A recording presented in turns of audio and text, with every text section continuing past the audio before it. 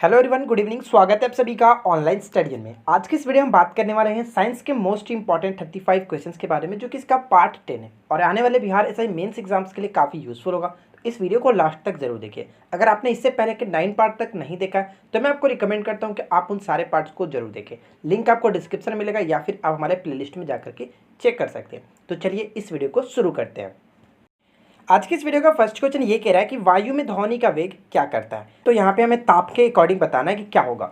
तो चलिए मैं आपको बताता हूँ फ्रेंड्स कि ध्वनि का वेग जो होता है वो ताप पे किस तरह से इफेक्ट करता है। आप सभी को बता दूं कि ताप बढ़ने पे क्या होता है कि ध्वनि का वेग होता है बढ़ता है। अगर ताप को घटाते हैं तो ध्वनि का जो चाल होता है वो भी घट जाता है। आप इस तरह से भी समझ सकते हैं कि वायु में अगर 1 डिग्री से टेम्परेचर को हम ऊपर करते इंक्रीज करते तो वहाँ पे जो हमारा जो चाल होता है वेग होता है वो 0.61, ध्यान रखिएगा फ्रेंड्स, 0.61 मीटर पर सेकेंड की जो चाल होता है वो बढ़ जाता है। तो ये ध्यान में रखना है, ये पूछा भी जाता है क्वेश्चन। क्लियर, आगे बढ़ते हैं। तो फिलहाल समझ सकते हैं यहाँ पे हम ये कह सकते हैं कि ध्वनि का जो वेग होता है वो ताप पे किस तरह से होता है। तो अगर तापमान को बढ़ाएंगे तो बढ़ता है, तापमान को घटाएंगे तो घटता है। ऑप्शन नंबर यहाँ पे डी हमारा बिल्कुल करेक्ट आंसर हो जाता है। क्लियर, आगे बढ़ते हैं। अगला क्वेश्चन देखिए क्या बनता है कि निम्नलिखित में से कौन सा कथन असत्य है।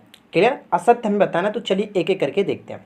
सबसे पहला पॉइंट से मैं क्या कर रहा है, पहला पॉइंट ये कह रहा है कि मैक नंबर प्रयोग जो होता है वो हवाई जहाज की गति मापने के लिए किया जाता है। तो आप सभी को पता है, इसमें तो कोई दिक्कत नहीं है। सेकंड पॉइंट में क्या कह रहा है कि सामान्य ट्यूबलाइट में पारे की वाष्प और आर्गन गैस भरी जाती है। ये भी करेक्ट है, इसमें भी कोई दिक्कत नहीं। सेकंड पॉइंट जो कि थर्ड पॉइंट कह सकते हैं, क्या कह रहा है कि ध्वनि तरंगे निर्वात में नहीं चल सकती है। बिल्कुल करेक्ट है कि ध्वनि तरंगे जो थी निर्वात में नहीं चल सकती है क्योंकि ये ध्वनि तरंग होती है। इसका कारण ये नहीं हुआ, ध्वनि तरंग तो होता है, आप सभी को पता है कि जो ध्वनि होता है ये एक प्रकार का अनुदैर्ध्य तरंग है, ये हम सभी जानते हैं। लेकिन एग्जैक्ट इसका कारण हम लोग बात करें कि ये क्यों नहीं चल सकता, क्योंकि ध्वनि को चलने के लिए किसी न किसी माध्यम की आवश्यकता होती है। ठीक है, ध्वनि जो जब भी चलता है तो वो किसी न किसी माध्यम में चलता है, ठोस, द्रव, गैस, इस तरह के प्लाज्मा, ये जो मैटर होता है इसी में वो चलता है। तो यहाँ पे हम कह सकते हैं कि हमारा जो सी ऑप्शन होगा वो गलत होगा। ठीक है फ्रेंड्स, ऑप्शन सी को आप टिक करेंगे, ये गलत तरीके से कह रहा है। ऑप्शन सी राइट आंसर हो जाता है। अगला क्वेश्चन में देखिए क्या बनता है। यदि किसी पदार्थ के यंग प्रत्यास्थ गुणांक का मान 0 है तो पदार्थ की अवस्था होनी चाहिए। यंग प्रत्यास्थ गुणांक का जो मान है वो 0 है, तो ये डेफिनेटली फिक्स है कि जो पदार्थ होगा वो एक प्रकार का गैस होगा। ऑप्शन सी यहाँ पे बी बिल्कुल करेक्ट आंसर होना चाहिए। अगला क्वेश्चन देखिए क्या बनता है कि लिफ्ट में किसी व्यक्ति का भार उस समय अधिक होगा। लिफ्ट में किसी व्यक्ति का भार उस समय अधिक होता है जब जो लिफ्ट होगा वो ऊपर की ओर जा रही हो। तो ध्यान रखिएगा यहाँ पे राइट आंसर क्या होगा, लिफ्ट ऊपर की ओर जब गतिमान होता है उस समय व्यक्ति का भार क्या होगा, जब लिफ्ट में व्यक्ति खड़ा हो तो उस समय व्यक्ति का भार बढ़ा हुआ प्रतीत होगा। लेकिन जस्ट इसका अपोजिट के अगर बारे में बात करें कि जब लिफ्ट नीचे की तरफ जा रही हो तो उस समय क्या होगा कि व्यक्ति का भार बहुत कम महसूस होगा। ठीक है, तो ये चीज़ आप याद रखेंगे। अगला पॉइंट देखिए क्या बनता है कि उपापचय क्या है। तो फ्रेंड्स मैं आपको बता दूं कि उपापचय होता क्या।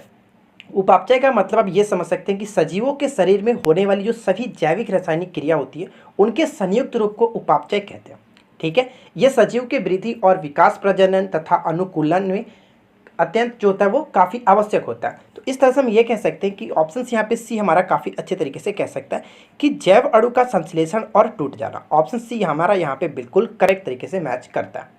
ऑप्शन सी राइट आंसर है। अगला क्वेश्चन में क्या बनता है, ध्यान से देखिएगा कि वह क्रिया जिसके द्वारा धातु को अचुंबकीय बनाया जाता है क्या कहलाती है। तो वह प्रक्रिया क्या कहलाती है, उस प्रक्रिया को हम लोग कहते हैं डीमैग्नेटाइजेशन। ठीक है फ्रेंड्स, डीमैग्नेटाइजेशन। ऑप्शन ए यहाँ पे राइट आंसर हो जाता है। अगला प्रश्न देखिए क्या बनता है। नेक्स्ट क्वेश्चन ये कह रहा है कि हमें वास्तविक सूर्योदय से कुछ मिनट पूर्व ही सूर्य दिखाई देने का कारण क्या है। इसका कारण ये होता है प्रकाश का पूर्ण अपवर्तन, यानी कि रिफ्रैक्शन कह सकते हैं। ठीक है फ्रेंड्स, ऑप्शन नंबर डी यहाँ पे बिल्कुल करेक्ट होगा। एक्चुअली मैं आपको बता दूं यहाँ पे पूर्ण नहीं होना चाहिए था। ठीक है, प्रकाश का अपवर्तन होना चाहिए था, refraction. Clear, option number D यहाँ पे बिल्कुल करेक्ट आंसर हो जाता है। अगर इसके विपरीत बात करें फ्रेंड्स, इसी प्रकार क्या होता है कि सूर्यास्त हो जाने पर भी सूर्य दिखाई पड़ता है, यानी कि कुछ समय बाद भी हम लोग सूर्य को देखते रहते हैं, लगता है कि सूर्य दिखाई दे रहा है। इसका कारण भी यही होता है, प्रकाश का अपवर्तन। ठीक है, इन दोनों घटनाओं का जो होता है प्रकाश का अपवर्तन जिम्मेदार होता है। नेक्स्ट क्वेश्चन देखिए क्या कह रहा है। अगला पॉइंट ये बनता है कि किसी गैस की प्रत्यास्था सीमा कितनी होती है, क्या होती है, आपको बताना है। किसी गैस की प्रत्यास्था सीमा जो होती है, हम लोग ऊपर में क्वेश्चंस देखा था, तो ये यहाँ पर भी वही बात होगी। ठीक है फ्रेंड्स, गैस की प्रत्यास्था जो सीमा होती है वो नहीं होती है। ऑप्शन नंबर डी यहाँ पे बिल्कुल करेक्ट आंसर हो जाएगा। अगला प्रश्न में क्या बनता है, ध्यान से देखिएगा, सूची 1 को सूची 2 के साथ मिलान करना है। तो हमें यहाँ पे किस चीज़ का किसके साथ मिलान करना है, तो आप देख रहे हैं कि सूची 1 में उपकरण और यंत्र दिया गया और सूची 2 में जो कि मापन की कई राशि दी गई है। तो चलिए एक एक करके मैच करा के देखते हैं कौन किसके साथ सही तरीके से मैच होगा। सबसे पहले बात करें कि एमीटर, एमीटर का जो प्रयोग होता है किसके लिए, तो विद्युत धारा के मापन में होता है, यानी कि फर्स्ट का ए का 3 के साथ मैच होना है। तो ऑप्शन हमारा बिल्कुल भी करेक्ट होगा, क्योंकि और कोई ऑप्शन है ही नहीं। क्लियर। लेकिन हम और भी मैच करके देख लेते हैं। हाइग्रोमीटर का प्रयोग जी के ध्यान रहेगा सापेक्ष आर्द्रता के माप के लिए किया था, और ये मोस्ट इंपॉर्टेंट क्वेश्चन है, कई बार डायरेक्ट क्वेश्चन पूछा जाता है। ठीक है। स्प्रिंग तुला के बारे में बात करें तो ये होता है भार के मापन के लिए, यानी कि 3 सी का 2 के साथ मैच होना है, बिल्कुल करेक्ट है। बैरोमीटर भी आपको पता है फ्रेंड्स, कई बार पूछा भी गया। बैरोमीटर वायुमंडलीय दाब के मापन के लिए कर सकते हैं, यानी कि डी का फर्स्ट के साथ। तो कह सकते हैं कि राइट आंसर हमारा बी यहाँ पे बिल्कुल करेक्ट हो जाता है। अगला क्वेश्चन में देखिए क्या कह रहा है, निम्नलिखित युगों में से कौन सा एक सही सुमेलित नहीं है। तो आपको बताना फ्रेंड्स यहाँ पे सही सुमेलित नहीं है। तो देखिए सही सुमेलित कौन नहीं है, तो चलिए एक एक करके सबसे पहले देखते हैं। पहला क्या देखिए, ऑडोमीटर। ऑडोमीटर के क्या होता है कि वाहनों के पहिए द्वारा तय की गई दूरी का मापन के लिए ऑडोमीटर का प्रयोग किया था। ओडोमीटर बिल्कुल करेक्ट है, ओडोमीटर। अगला क्या कह रहा है कि ओंडोमीटर का प्रयोग विद्युत चुम्बकीय तरंगों की आवृत्ति के मापन का यंत्र होता है, ये भी करेक्ट है, कोई दिक्कत नहीं। ऑडियोमीटर जो होता है ध्वनि तीव्रता का मापन युक्ति है, ये भी करेक्ट है। लेकिन ऑप्शन डी में आप देखिए, हम लोगों ने जस्ट ऊपर में देखा था एमीटर का प्रयोग विद्युत धारा के मापन करते हैं, विद्युत शक्ति के मापन का यंत्र ये नहीं है। तो कह सकते हैं कि ऑप्शन डी जो है वो गलत है। ठीक है, तो ऑप्शन डी हमारा यहाँ पे राइट आंसर हो जाता है। अगला क्वेश्चन हमारा क्या बनता है कि आइंस्टाइन के ई बराबर एम सी स्क्वायर जो समीकरण है, इसमें सी क्या है। ई बराबर एम सी स्क्वायर, जो आप आइंस्टाइन के फॉर्मूले को जानते हैं, तो इसमें सी का मतलब क्या होता है, सी का मतलब होता है प्रकाश का वेग। ठीक है friends, e equal to m c square जो हम लोग देखते हैं, इसमें ई जो होता है वो एनर्जी होता है, एम जो होता है वो मास होता है। ठीक है, तो ये चीज़ आप याद रखेंगे। ठीक है फ्रेंड्स, एनर्जी होता है, ये काफ़ी इंपॉर्टेंट क्वेश्चन बनता है, और ये आपका मास होता है। तो ये दोनों चीज़ आप याद रखेंगे। क्लियर। और यहाँ पे जो सी होता है वो क्या होता है, स्पीड होता है। ठीक है, चलिए आगे बढ़ते हैं। और अगला प्रश्न देखिए क्या कह रहा है, सूची 1 को सूची 2 के साथ सुमेलित करना है। तो यहाँ पे कौन किसके साथ मैच करना है, तो भौतिक राशि और उनकी इकाई के साथ मैच करना। और यहाँ पे फ्रेंड्स मैं आपको बता दूँ, इस टाइप से क्वेश्चंस डायरेक्ट आपसे पेपर में पूछा जाता है। तो चलिए एक एक करके देखते हैं। यहाँ पे त्वरण दिया गया, त्वरण का हम लोग मात्रक हमें पता है कि त्वरण का मात्रक होता है मीटर प्रति सेकंड स्क्वायर, यानी कह सकते हैं कि फर्स्ट का डी के साथ मैच होना चाहिए। कौन सा ऑप्शन सही तरीके से मैच कर रहा है, सिर्फ एक ही ऑप्शन से, ऑप्शन डी करेक्ट हो जाता है। ठीक है, ध्यान रखिएगा मीटर प्रति सेकंड स्क्वायर होता है। ठीक है फ्रेंड्स, उसी तरह से अगर बल के बारे में बात करें तो बल का एसआई मात्रक जो होता है वो न्यूटन होता है। ठीक है, तो यहाँ पे बी का जो कि 3 होगा तो बिल्कुल करेक्ट है। और बात करें कि कृत कार्य यानी कि कार्य का जो मात्रक होता है वो जूल होता है, सी का फर्स्ट के साथ बिल्कुल करेक्ट है। उसी तरह आवेग के बारे में बात करें तो आवेग का जो मात्रक होता है वो न्यूटन सेकंड होता है। क्लियर, डी का 2 के साथ मैच होगा। आप एक एक भी याद रखेंगे क्योंकि ये अलग अलग भी पूछा जा सकता है। चलिए बढ़ते हैं अगले प्रश्न की तरफ। और देखिए नेक्स्ट क्वेश्चन हमारा क्या बनता है कि खतरे का सिग्नल, कथन ए में दिया गया खतरे का सिग्नल लाल रंग बनाया गया। तो ये तो बिल्कुल करेक्ट है, इसमें कोई दिक्कत नहीं। और आगे क्या है, इसका कारण दिया गया क्यों बनाया गया, तो लाल रंग का प्रकीर्णन सबसे कम होता है। देखिए अगर आपको प्रकीर्णन नहीं पता तो मैं आपको सिंपल सा इसका भाषा जो होता है प्रकीर्णन का, सिंपल सा इस तरह से समझ सकते हो कि छितराना। ठीक है, प्रकीर्णन का मतलब इस तरह से स्कैटरिंग, इंग्लिश में इसको कहते हैं स्कैटरिंग, तो हिंदी में आप इसको कह सकते हैं छितराना। तो बिल्कुल करेक्ट है कि लाल रंग का जो तरंगदैर्घ्य होता है, यानी कि उसका वेवलेंथ जो होता है वो काफ़ी लंबा होता है, काफ़ी दूर तक वो जा सकता है। और इस वजह से क्यों जाता है, क्योंकि इसका जो प्रकीर्णन होता है यानी कि इसकी जो छितराने की क्षमता होती है वो बहुत कम होती है। इसी वजह से इसको लाल रंग को जो कि खतरे का सिग्नल के रूप में यूज़ किया जाता है। तो कह सकते हैं कि कथन बिल्कुल करेक्ट है, उसका कारण स्पष्टीकरण भी बिल्कुल सही है। तो राइट आंसर हमारा क्या होगा, ए और आर दोनों सही है, और आर ए का सही व्याख्या भी करता है, इसलिए ए हमारा राइट आंसर हो जाता है। क्लियर, आगे बढ़ते हैं। और देखिए नेक्स्ट क्वेश्चन क्या करें।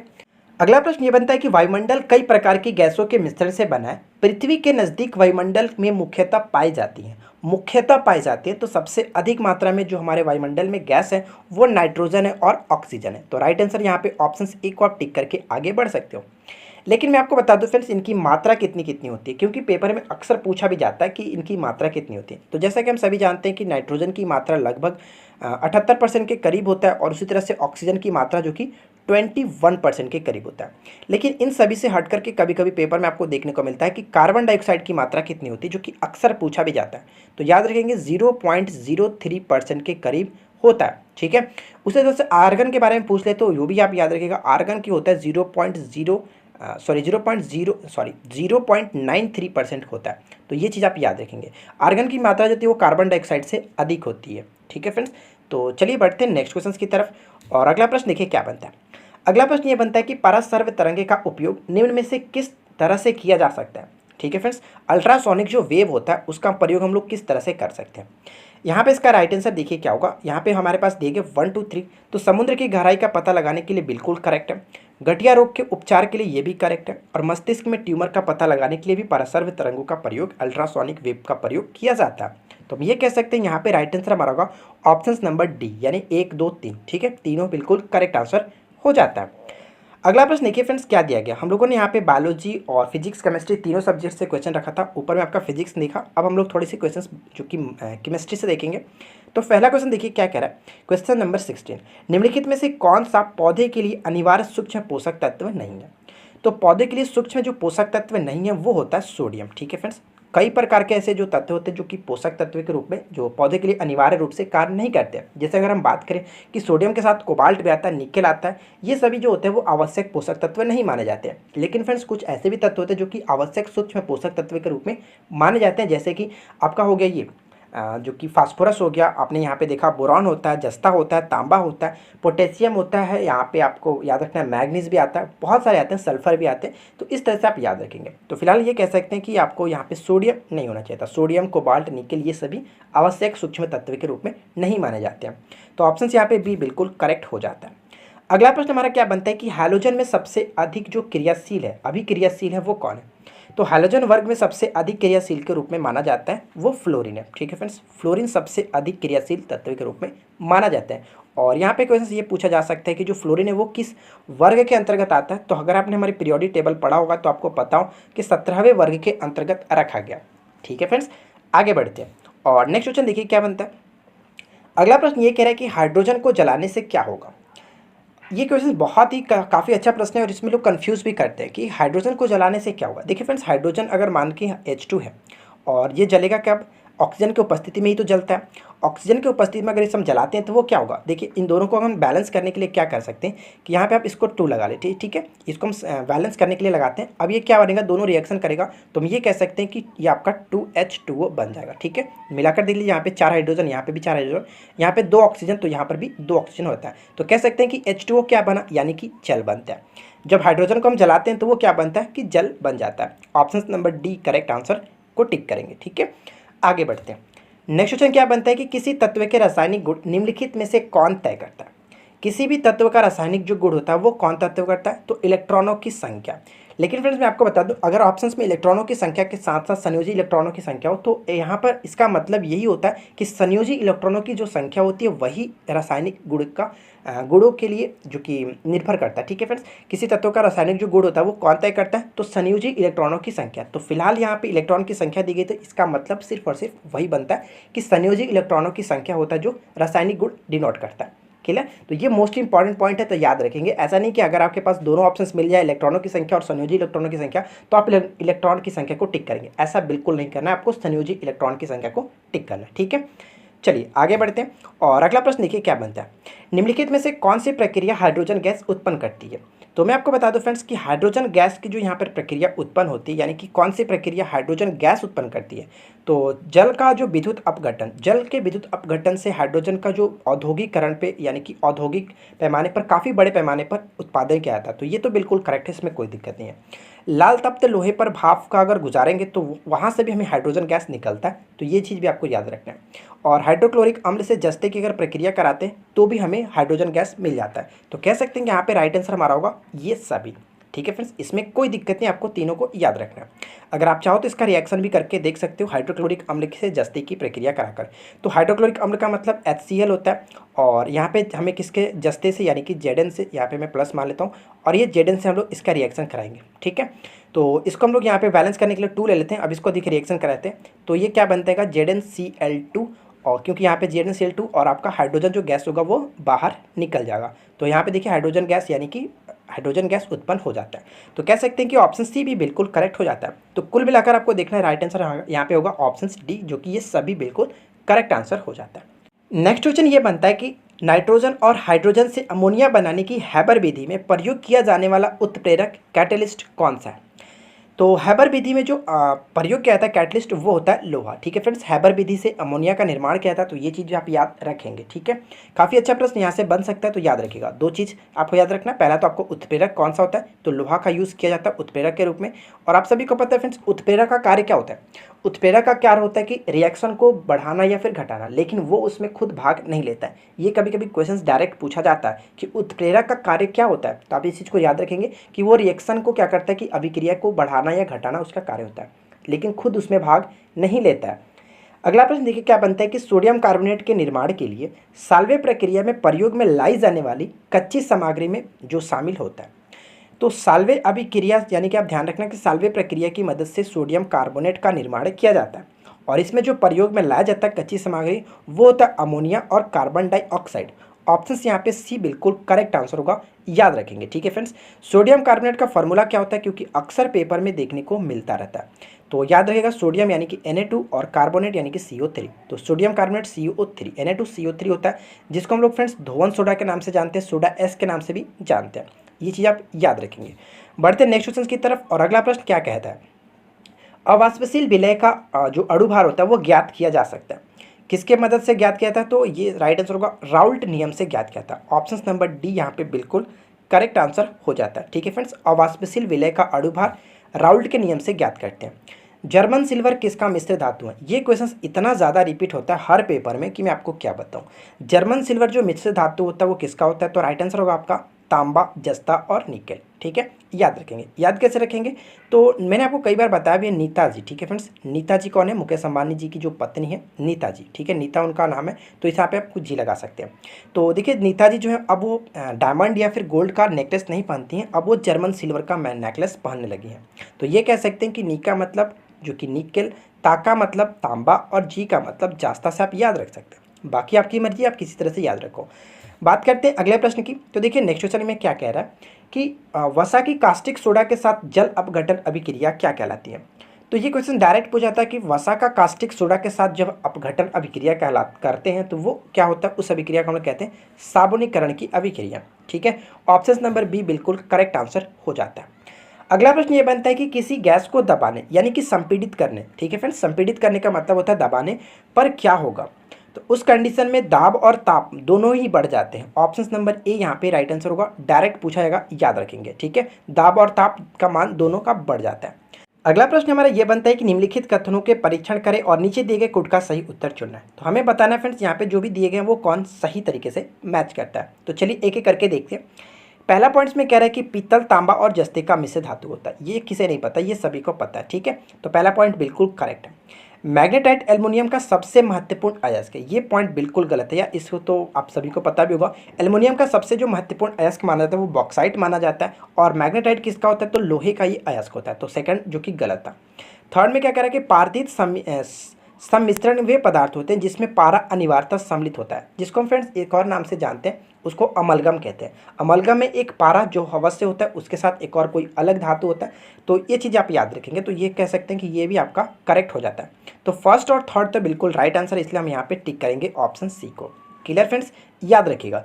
आगे बढ़ते हैं और अगला प्रश्न देखिए क्या बनता है। अगला क्वेश्चन ये कह रहा है कि मरासमस किसकी कमी के कारण होता है? जो मरासमस होता है वो किसकी कमी के कारण होता है? तो इसका राइट आंसर होगा ऑप्शन नंबर डी, यानी कि इनमें से कोई नहीं। तो अब बात ये आती है कि इनमें से कोई नहीं तो हो गया, होगा क्या? तो आपको बता दो फ्रेंड्स कि प्रोटीन के कमी से बच्चों में क्वासियोकर और एक और होता है मरासमस, ये आप दोनों याद रखेंगे।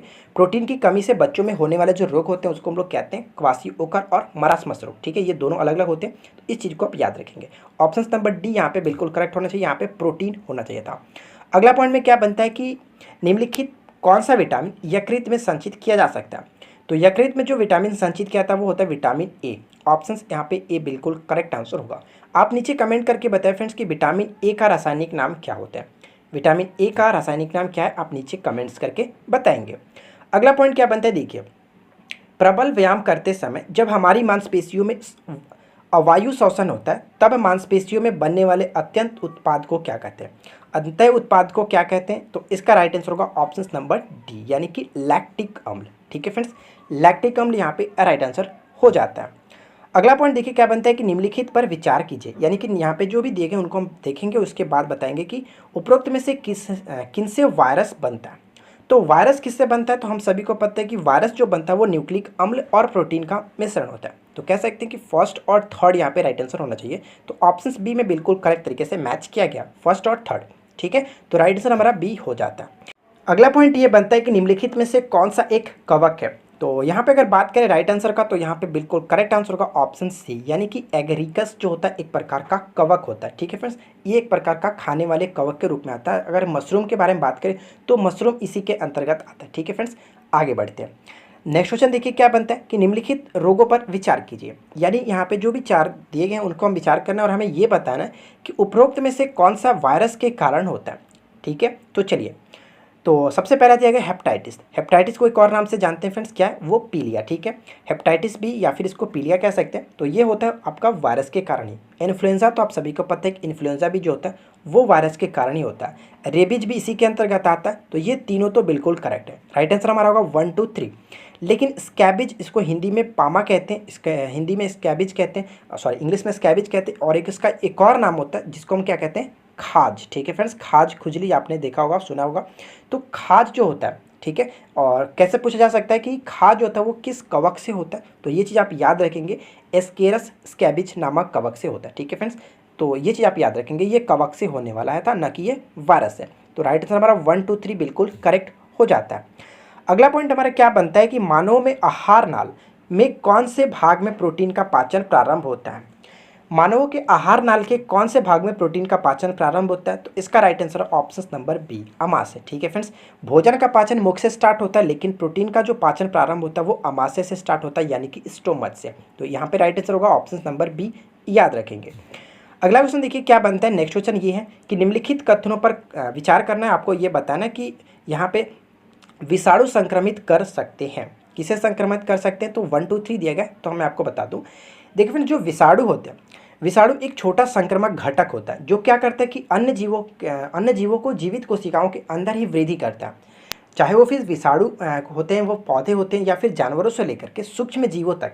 ठीक है फ्रेंड्स, विषाणु जो होते हैं वो पौधे और जानवरों से लेकर के सूक्ष्म जीवों तक जीवाणु और कवक सभी को संक्रमित करते हैं। तो हम ये कह सकते हैं कि जीवाणुओं को भी संक्रमित करते हैं, कवक को भी करते हैं, पादप को भी करते हैं। तो ये कह सकते हैं कि यहाँ पे राइट आंसर हमारा जो होगा वो ऑप्शन डी बिल्कुल करेक्ट आंसर हो जाता है, 1 2 3। तो उम्मीद करता हूँ फ्रेंड्स आप लोग को आज की वीडियो काफ़ी अच्छी लगी होगी। अगर आपको ये वीडियो अच्छी लगी हो तो वीडियो को लाइक ज़रूर करेंगे और साथ ही अपने दोस्तों को भी शेयर करिए।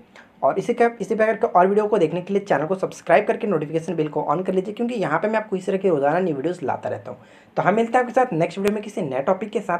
Thanks for watching, keep learning, have a good day.